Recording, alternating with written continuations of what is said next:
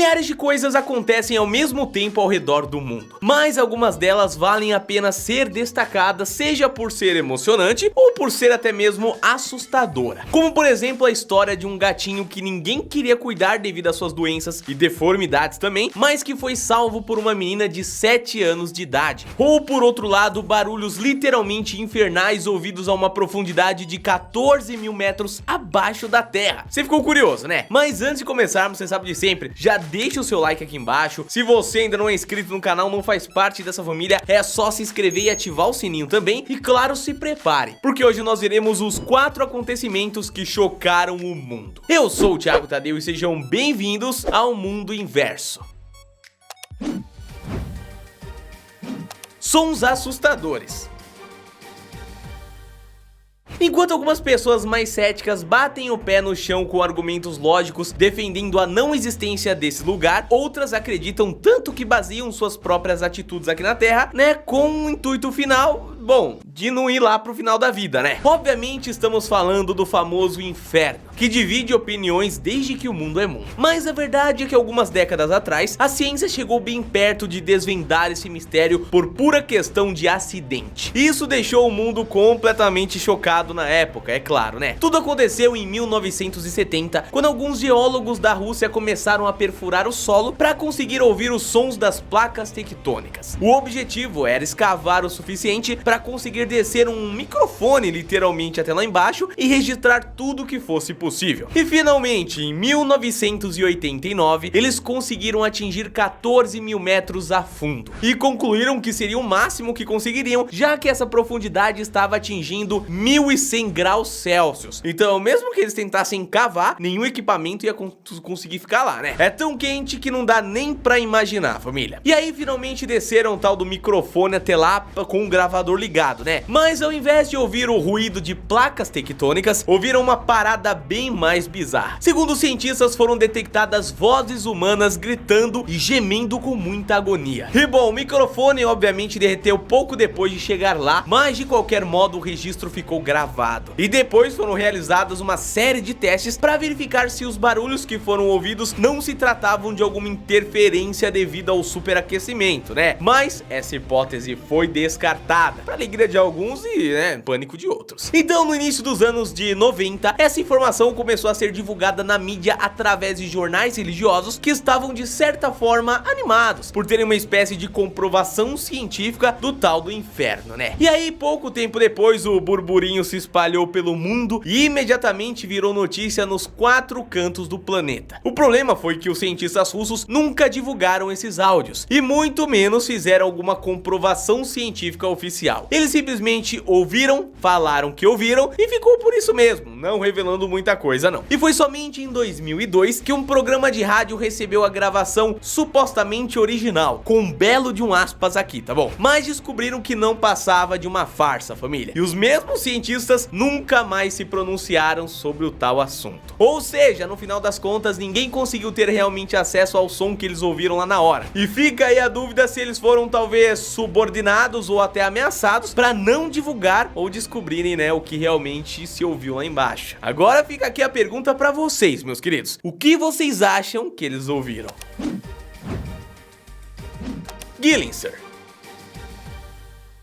Infelizmente, não são todos os animais que têm a oportunidade de nascer em um local da natureza farta e tranquila. Ou no caso dos pets domésticos, em um lar ou abrigo com condições de dar uma vida confortável e saudável para eles. Muito pelo contrário, família. Existe um número bem grande de gatinhos e cachorrinhos que nascem na rua ou até mesmo são abandonados no meio de grandes metrópoles, onde vivem sofrendo em busca de comida e água e ainda podem ser vítimas de maldade, né, de algumas pessoas que infelizmente fazem isso. Isso quando não pegam uma doença devido às más condições de vida ou acabam sendo torturados por outros animais mais fortes, né? E essa foi a situação dessa gatinha de rua de Istambul, na Turquia, que passou a vida toda sobre condições muito precárias e vivia no meio do lixão, o que fez com que ela adquirisse várias doenças muito horríveis que nenhum gatinho ou qualquer outro animal deveria passar. Pra vocês terem noção, família, ela tinha sido tão maltratada e mal cuidada que chegou um ponto que seu rosto estava todo deformado, devido devido a algumas proliferações de vermes e agressões que fizeram com que ela perdesse uma das orelhas, ficasse praticamente sem a parte da boca e boa parte da língua também. Sem contar que os seus pelos da face nem estavam mais crescendo normalmente. E bom, com essa situação, a vida dela foi ficando cada vez mais difícil, porque todos os adultos que passavam por perto dela, ao invés de se sensibilizar, né, e ajudar, corriam pra longe da bichinha. Era um verdadeiro monstro mesmo. A galera, nossa, tá muito feia, não vou nem chegar perto. E aí pensa só, como ninguém cuidava dela, mais sua condição se agravava e pior ela ficava, né? Mas sua vida mudou quando uma menina de 7 anos de idade e de coração puro entrou no seu caminho e ficou com muita peninha dela, implorando ao seu pai para que deixasse que ela levasse a gatinha pra casa. E ele foi até bem resistente, viu? Isso é no começo, né? Mas sua profissão de médico fez com que ele também se solidarizasse ali com a situação e aceitasse com que a filha deixasse a gatinha ter uma vida melhor, né? Então ela foi adotada e recebeu o nome de Gillinser. Acredito estar pronunciando correto, mas tem várias tremas aí que é louco, viu? Que em turco significa aquela que sempre sorri. E além de muito amor, também passou a receber todos os tratamentos e até mesmo cirurgias reconstrutivas, viu? Pra que ela ficasse melhorzinha, claro, né? E se recuperasse dos problemas também. Bom, o resultado de como ela ficou é realmente impressionante. Tudo bem que uma das orelhas não foi possível recuperar, mas isso é o de menos, levando em consideração que hoje ela tem uma vida saudável e normal, ao lado de pessoas que gostam dela de verdade, né? Don Decker.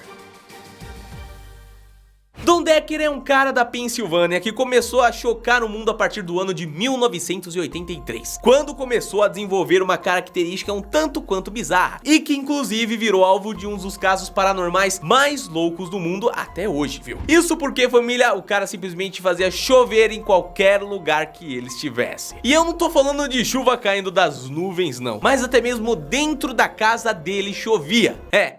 Pode parecer bizarro, mas chovia. Tudo começou quando seu avô, que abusava dele durante a infância, faleceu na época que Don estava na prisão. Já dá pra entender que a vida dele não foi nada fácil, né? E que mesmo antes dele começar a fazer chover, já tinha meio que uma nuvem pesada em cima da própria cabeça. Mas enfim, no final das contas ele recebeu permissão pra sair da cadeia durante aquele dia e comparecer ao velório do seu avô. E ficou hospedado na casa de um casal de amigos ali que a família tinha. O problema foi que nesse dia, enquanto estava na casa deles, começou a ter uma sensação estranha e teve várias visões, quando de repente ele notou que estava pingando água do teto. E bom, como qualquer pessoa, ele e o casal de amigos acharam que se tratava de algum problema esquisito no encanamento, no telhado ou algo do tipo. Chamaram o pessoal do edifício para conferir, mas não havia problema algum de vazamento nem nada do tipo, viu? E isso ficou mais claro quando só acontecia enquanto Don estava presente. E as gotas de água não caíam somente do teto, elas também rastejavam horizontalmente, percorrendo todas as paredes da casa com um rastro ali. Basicamente, família, desrespeitando qualquer lei da gravidade. Bizarro, isso é pra caramba, né? Bom, conforme o tempo foi passando, a chuva só foi ficando mais e mais intensa, até que as autoridades foram lá e confirmaram o fenômeno com os próprios olhos, com a tempestade parando assim que ele saía do lugar, e teve até um registro de Don levitando de modo pra lá de esquisito, viu? E aí, beleza, o dia do velório passou, ele voltou pra prisão achando que a coisa iria normalizar, mas nada disso, família. Ele continuou fazendo chover até mesmo dentro da cela, e a coisa ficou feia pro lado dele porque os policiais começaram a acusá-lo de fazer ilusionismo, essas coisas aí, né? No final das contas, eles só conseguiram controlar o seu superpoder depois que foi submetido a muitas sessões de terapia pesada dentro da própria cadeia. E claro, isso já faz vários anos, mas obviamente ainda deixa bastante gente chocada, porque simplesmente não tem nenhuma explicação científica para que isso aconteça, né, família?